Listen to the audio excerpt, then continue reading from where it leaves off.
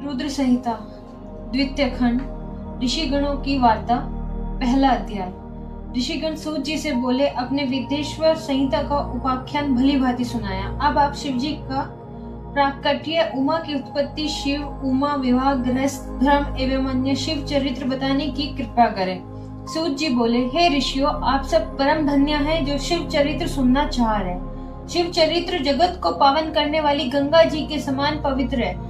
एक बार नारद जी ने भी अपने पिता ब्रह्मा जी से इसी प्रकार पूछा था। ऋषि वृंद कहने लगे कि हे सूत जी, इस संवाद को हमें विस्तार पूर्वक बताने की कृपा करें। अध्याय दूसरा, नारद जी काम विजय। सूत जी ब्राह्मणों से बोले, एक बार नारद जी हिमालय की एक गुफा में बैठकर मौन धारण कर तप कर रहे थे। उनके तप से इंद्र के मन में भय उत्पन्न हो गया कि कहीं नारद मेरे राज्य पर अपना अधिकार न कर ले। इंद्र ने कामदेव को बुलाकर समझाया कि तुम मेरे मित्र हो, तुम्हारे सहारे ही मेरा शासन चल रहा है। तुम बड़े बड़े ऋषि मुनियों का गर्व चूर चूर कर देते हो। हिमालय की गुफा में नारद शिव जी की उपासना कर रहे हैं, कहीं ऐसा न हो कि वे शिव जी से मेरा राज्य न मांग ले। अतः तुम वहां जाकर सुंदर बाग निर्माण कर प्रवीण अप्सराओं के कामवर्धक नृत्य द्वारा उनकी तपस्या भंग करो।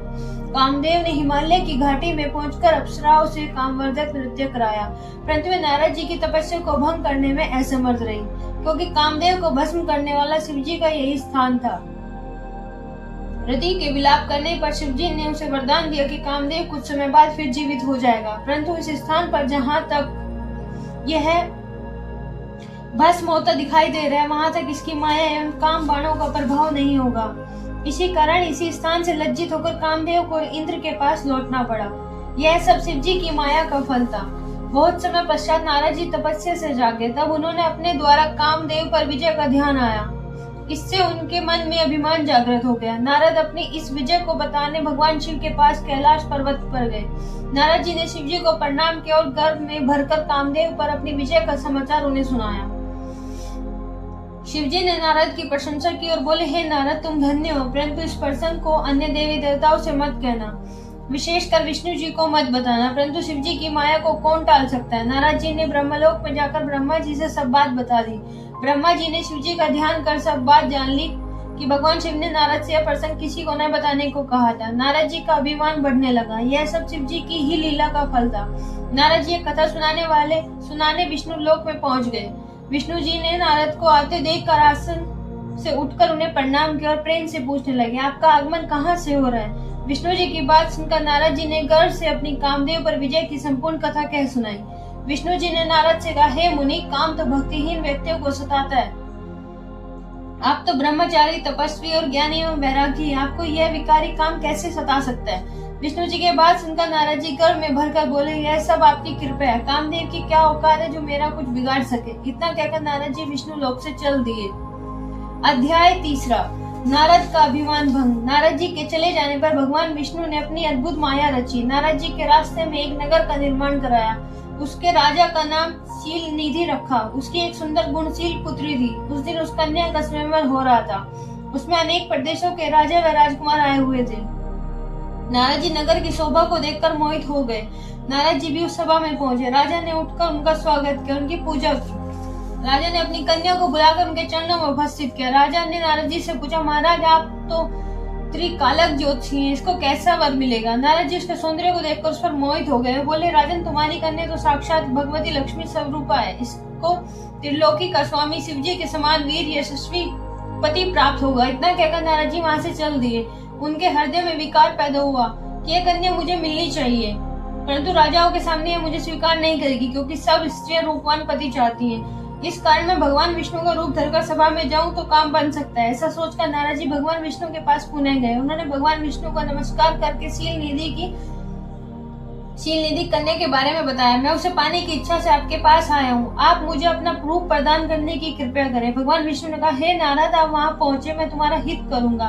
वहाँ पहुँचने पर भगवान विष्णु ने नारद को अपना रूप न देकर उन्हें वानर का सा मुख प्रदान किया। हरि वानर के भी कहते हैं। इस तरह भगवान ने यहाँ भक्त का हित भी किया तथा झूठ भी नहीं बने। वहाँ नारद जी राजाओं की सभा में बैठकर प्रसन्न होने लगे। वे अपने को इंद्र के समान शोभा वाला समझकर ऐठ कर बैठ गए। वहाँ पर दो रुद्रगण भी ब्राह्मण के वेश में उपस्थित थे। वे नारद जी की रक्षा करने के लिए उपस्थित थे। नारद जी ने के वानर रूप को केवल कन्या ने ही देखा था, इस भेष को रुद्रगण भी जान गए थे। वे उनकी हंसी उड़ाने लगे। जब कन्या स्वर्ण की जयमाला लेकर स्वयंवर में उपस्थित हुई तो नारद को देखकर क्रोधित हो गई। उसने नारद जी की तरफ मुंह उठाकर भी नहीं देखा। वहां राजा के वेश में विष्णु जी भी उपस्थित थे, जो कन्या को विवाह करके ले गए। रुद्रगणों ने नारद जी से कहा, आप दर्पण में जाकर अपना चेहरा देखो, जो वानर का सा बना हुआ है। जब नारद जी ने अपना मुख दर्पण में देखा तो क्रोध में भरकर उन्होंने रुद्रगणों को श्राप दे डाला कि तुमने मेरी हंसी उड़ाई है, अतः दोनों राक्षस बन जाओ। रुद्रगण चुपचाप श्राप को ग्रहण करके शिवलोक को चले गए। नारद जी शिव जी की माया को न समझकर क्रोध में भरकर जल में अपनी परछाई देखकर विष्णु जी के पास गए और क्रोध में भरकर बोले, तुम दुष्ट, कपटी और मलिन मन वाले हो। तुम दूसरों को सुखी होता नहीं देख सकते। तुम पूरे मायावी हो। तभी तो तुमने मोहिनी रूप रखकर दैत्यों को अमृत पिलाया और कलश छीन लिया था। तुमने मुझे स्त्री क्लेश से दुखित किया है। स्वयं कपट पूर्वक राजा का रूप धारण कर लिया था। तुम मनुष्य रूप में राजा बनकर स्त्री क्लेश से दुखी होंगे। तुमने मेरा वानर का मुख किया है, अतः वानर ही तुम्हारी सहायता करेंगे। विष्णु भगवान ने शिव जी की कृपा से यह श्राप स्वीकार कर लिया। जब शिव जी की माया का पर्दा हटा तो विष्णु जी के साथ जो कन्या थी वह अदृश्य हो गई। नारद एवं विष्णु जी अपने असली रूप में परिणति हो गए। अब नारद जी को ज्ञान हुआ तो वे पश्चाताप करने लगे, भगवान विष्णु के चरणों में गिरकर क्षमा मांगने लगे। भगवान विष्णु ने नारद जी को उठाकर प्रेम पूर्वक हृदय से लगा लिया और बोले, हे नारद, तुम चिंता न करो, तुम्हें अभिमान ने घेर लिया था। तुमने शिव जी की आज्ञा का पालन नहीं किया था। यह उसी का फल है, यह सब शिव जी की इच्छा का फल है। अब तुम शिव जी के 100 नामों का प्रेम सहित जाप करो, इससे तुम्हारे सभी पाप समाप्त हो जाएंगे। नारद के द्वारा ब्रह्मा जी से प्रश्न। अध्याय 4। नारद जी मृत्युलोक में पहुंचकर शिवलिंग के दर्शन करने लगे। मृत्युलोक में उन 2 रुद्रगणों ने नारद जी को देखकर उनसे श्राप मुक्ति का उपाय पूछा। तब नारद जी ने बताया, हे रुद्रगणों, उस समय शिव जी की माया से मेरे मति मारी गई थी। इससे मोहवश मैंने तुम्हें श्राप दे दिया था। इसलिए अब श्राप से मुक्ति का उपाय सुनो।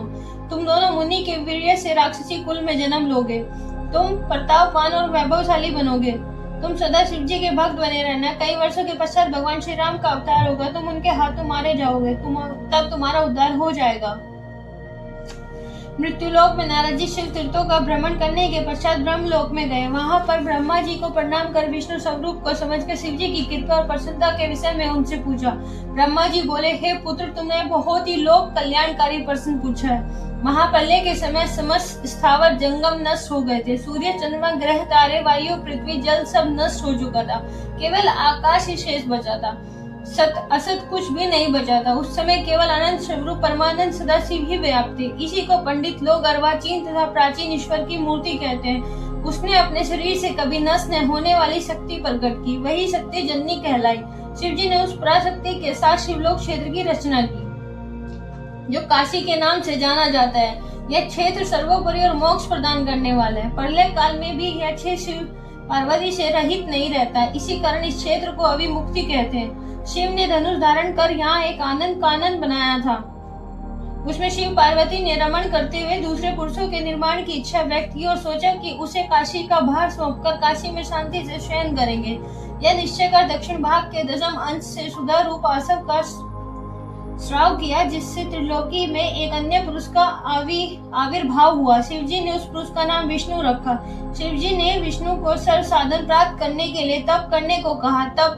तप करने से विष्णु के शरीर में अनेक जलधाराएं प्रकट हुई। विष्णु ने थककर शयन किया, फिर उनसे सभी तत्वों की उत्पत्ति हुई। इसके बाद संसार की पंचभूत तथा पंच तन्मात्राएं आदि से सृष्टि हुई।